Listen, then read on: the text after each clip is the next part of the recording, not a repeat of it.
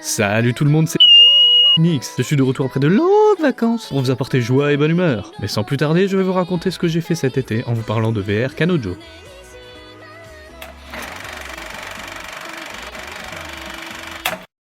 Il y a quelques mois, j'ai rencontré une japonaise hyper sympa sur le net. Son prénom était Sakura. Takatunike. Le genre cool qui adore lire, c'est elle qui me l'a dit. Jolly beaucoup. Cet accent raciste vous a été proposé par Michel Leb. Bref, et après mûre réflexion, j'ai décidé d'aller voir Sakura au Japon.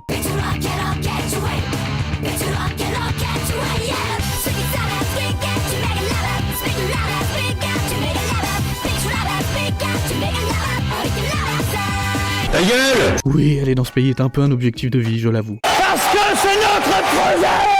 Bon, je vous passe les détails, on va arriver directement à la partie qui vous intéresse. J'étais donc dans la chambre de Sakura, attendant qu'elle ramène des collations, quand soudain j'entendis ma nouvelle amie me demander de lui ouvrir la porte. Oh bah quel étourdu tu es, Sakura, tu aurais pu laisser la porte ouverte.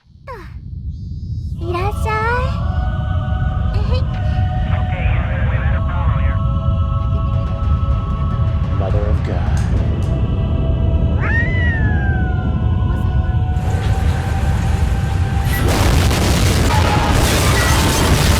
J'ai ressenti un grand bouleversement de la force. Ok, j'étais pas prêt. Mais ça explique le pseudo.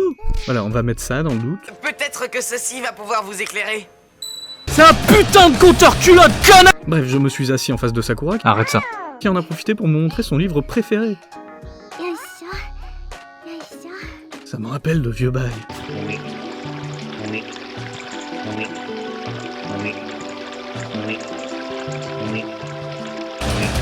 Attends, qu'est-ce que...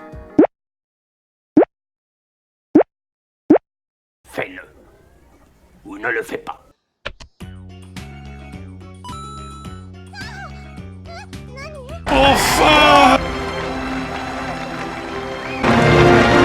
Apparemment, même ses vêtements niquent la gravité. Les japonais alors, hein. Donc Sakura me rejoigna et me passa son livre qui... Alors soit c'est de l'elfique, soit ça veut rien dire. Alors j'ai tendance à pencher pour l'elfique. Tu disais que tu lis beaucoup ou non? Bref, je ne me suis pas trop attardé sur le bouquin et... Toi aussi tu aimes le karaoké? C'est génial! On se fait une petite session! Nope. Bon, visiblement Sakura était imperturbable et qu'est-ce que tu fais? Alors vous allez pas me croire, mais mademoiselle était fatiguée et a décidé d'aller se reposer en plein après-midi. Oui bah je vais m'occuper tout seul, je crois. Alors entre nous, j'ai pas trop apprécié qu'elle fasse ça, du coup... Regarde, je refais ta déco, ça te dérange pas? Alors ça c'est pas ouf, je fais comme chez moi hein. T'as des goûts de merde, tu le sais ça? Attends, tu m'avais dit que tu lis beaucoup. Tu te fous de moi? Mais t'as volé ces bouquins chez Ikea ou quoi? Virilité! Tu lis beaucoup, j'avais pas compris en fait. Ça explique des choses. Bon après tout ça, mademoiselle a enfin décidé de se réveiller, mais en prenant quand même le temps de s'étirer et faire des exercices.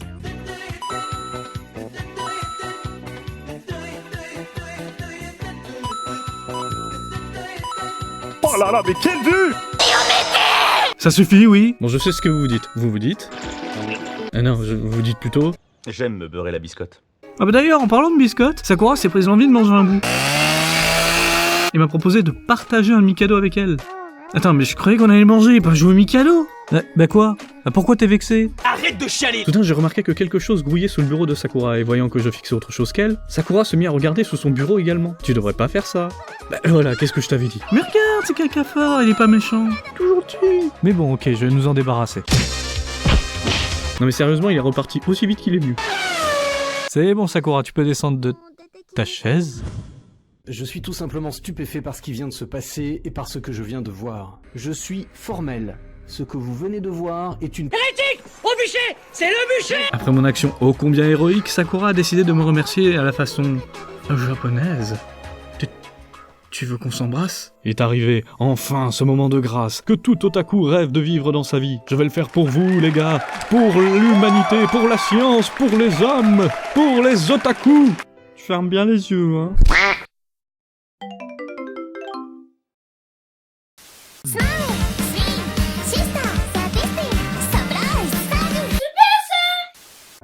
Tout va bien.